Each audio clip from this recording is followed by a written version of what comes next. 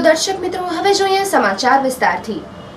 ભુજ ખાતે આજરોજ જૂની રાવલવાડી વિસ્તારમાં મહિલા બાળ વિકાસના કમિશનર દ્વારા કિશોરીઓને મહિલા સશક્તિકરણના હેતુથી સબલા યોજના તાલીમનું આયોજન કરાયું હતું।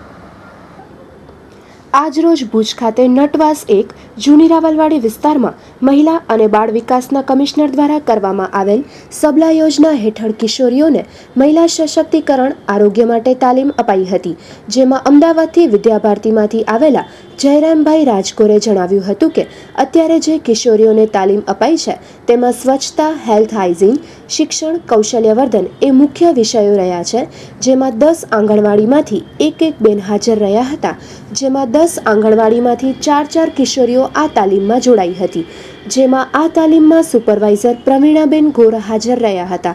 તો વધુ સાંભળીએ જયરામભાઈ રાજકોરને।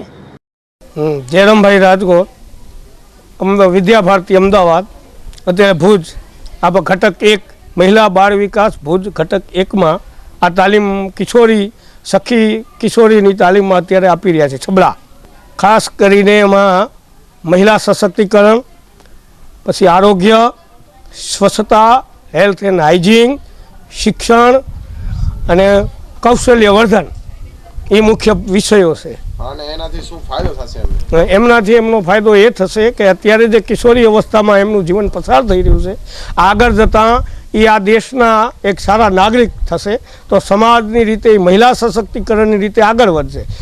મહિલા સશક્તિકરણ કે એમનામાં સામાજિક બદલાવ આવશે, શિક્ષણ આવશે, આર્થિક આવશે, રાજકીય અને સ્વરોજગાર ને કૌશલ્યની રીતે આગળ વધશે। મારું નામ ઉર્મિલાબેન આર ગોર, હું આંગણવાડી વર્કર છું આ વિસ્તારની નટવાસ 1 વણકરવાસમાં।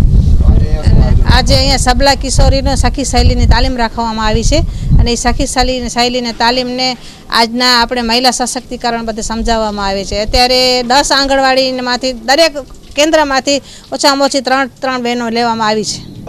અત્યારે 40 કિશોરીઓ આવી છે, 40 થી 45 કિશોરી।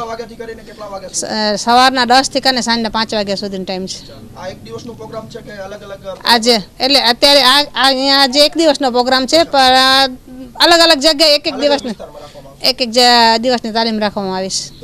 એટલે આમ તો જોઈએ તો કિશોરીઓને આ તાલીમ આપવી ખાસ જરૂરી છે, કારણ કે જીવન કૌશલ્યની તાલીમ કિશોર અવસ્થાથી કરીને એ લોકો જ્યારે પોતે સાસરે જાય, પોતાના પગભર થાય, તો એને કઈ રીતે પોતાના પગભર થવું એના વિશે સમજાવવામાં આવે છે।